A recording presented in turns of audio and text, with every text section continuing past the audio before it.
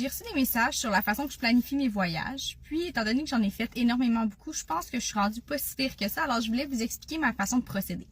Premièrement, moi, je choisis mes vacances en conséquence des billets d'avion les moins chers parce que je trouve que c'est ça qui coûte le plus cher dans le budget. Fait que ça, vous pouvez utiliser Skyscanner ou vous pouvez utiliser Google Flight. Puis, j'écris de Montréal à n'importe où dans le monde. Puis là, je regarde environ dans la saison que je veux y aller. Par exemple, je suis disponible tout le mois de novembre. Quand est-ce que je voudrais céduler mes vacances? Fait que là, je regarde en premier, c'est quoi les destinations. Fait que là, exemple, on va dire que ça va être Canada en premier, les États-Unis. Puis là, ça va descendre comme ça. Puis moi, je choisis souvent, après ça, le pays qui est le moins cher. Par exemple, au mois de novembre, on est allé au Portugal pour comme 515 $, ce qui était vraiment pas cher parce que on a fait cette astuce-là de choisir nos vacances en conséquence. Fait qu'il y avait des billets qui partaient de telle date à telle date pour ce prix-là. Alors, on a réservé à cette journée-là précisément parce que c'était le moins cher.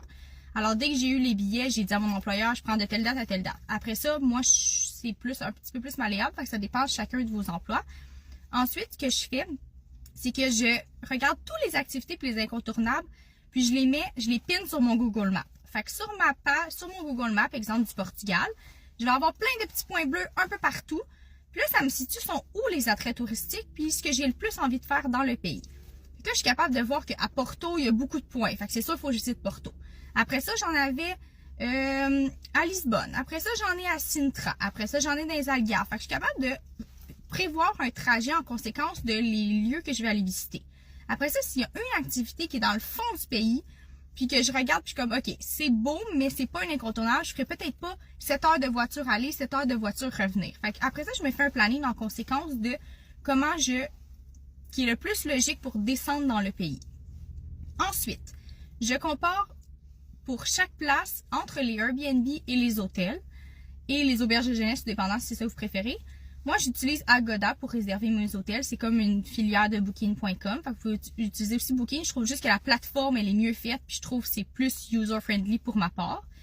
Alors, je choisis, je compare. Fait que je me fais une petite note avec les villes, combien de temps environ. Exemple, si j'ai tant d'activités, bon, 2 jours à Porto, 4 jours à Lisbonne. Puis là, j'écris tout ça. Puis après ça, je compare qu'est-ce qui est le moins cher selon les hébergements. J'écris ce qui est le moins cher.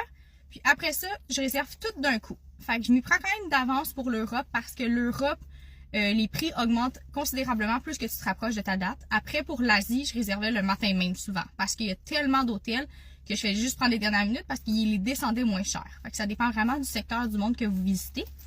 Puis après ça, je réserve tous mes hôtels.